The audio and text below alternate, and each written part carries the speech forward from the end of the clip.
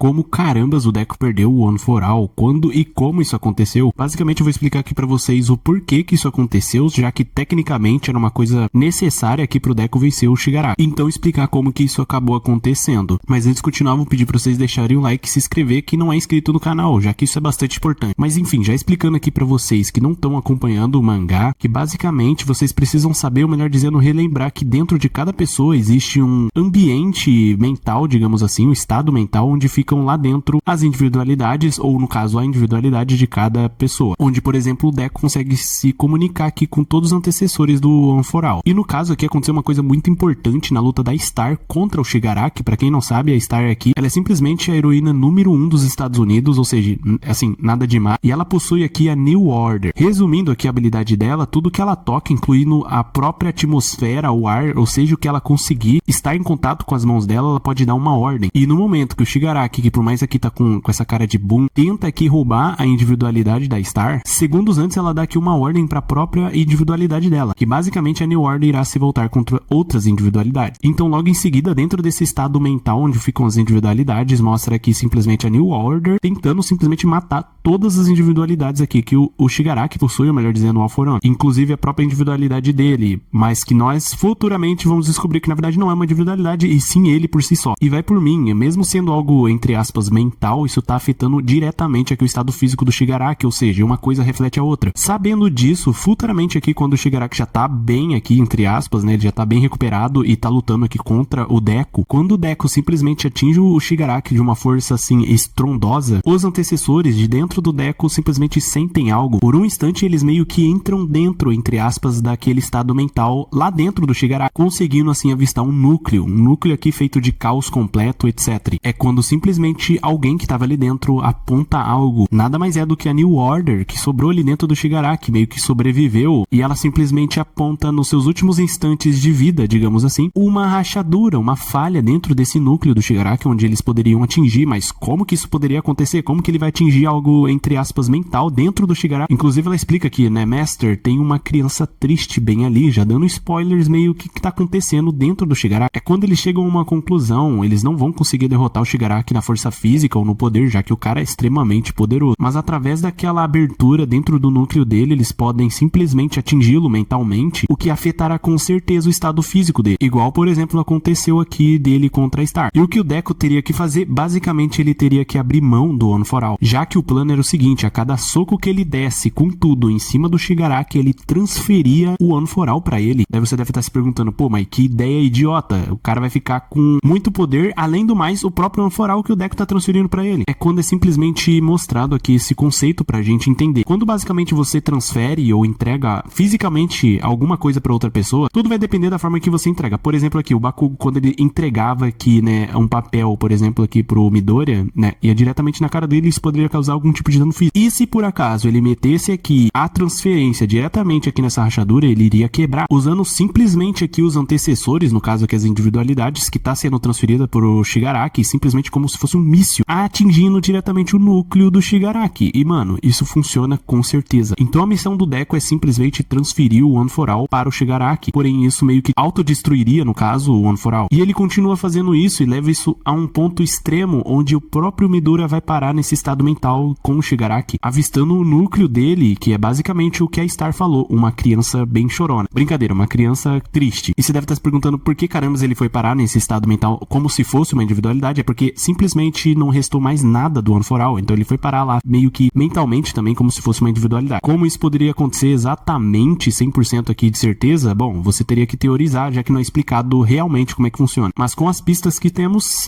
basicamente é isso mesmo. Mas enfim, no caso aqui o Midoriya ele ficou sem o One for All porque simplesmente ele utilizou cada uma daquelas individualidades dentro do One for All para atingir esse núcleo do Shigaraki, que assim como um míssil foram explodidos e assim levando também o próprio núcleo do Shigaraki. A pergunta que não quer calar é como carambas o Deco vai recuperar um One for All, já que ele funciona de uma maneira um tanto quanto diferente das outras individualidades, e a questão é que talvez, mas só talvez a Eri não possa ajudar o Deco a recuperar o One for All. Na minha humilde opinião, ele vai conseguir recuperar de uma forma ou de outra, sim. Não é possível que ele vai deixar o One for All simplesmente desaparecer. Eu duvido muito. Assim como em alguns spoilers que acabou de sair do último capítulo lançado, 420, ele consegue recuperar os braços dele, ele também por acaso vai conseguir recuperar o One for All. É basicamente isso que eu acredito. Por mais que as possibilidades probabilidades não apontam a isso. Mas enfim, se você gostou, deixa o like e se inscreve no canal, que é bastante importante, e comenta alguma coisa aí pra dar aquela engajada no vídeo a respeito desses últimos capítulos, e o que você tem achado ou esperado aí pra obra. E pra você que ficou até aqui e quer saber o que tá acontecendo, pelo menos no último capítulo, até o momento, né, o 419, eu vou deixar aqui agora um resumo pra vocês do que tem acontecido, no caso aqui as coisas principais que ocorreram. Então é isso, fiquem aí com o resumo. Tudo que aconteceu na vida do Shigaraki foi completamente calculado e manipulado pelo próprio Alforan. A filha mais velha já estava muito crescida e eu não podia chamar atenção, então tive que ser discreto, dando apenas alguns empurrãozinhos. Eu que roubei o fator de individualidade que você herdou dos seus pais antes de que eles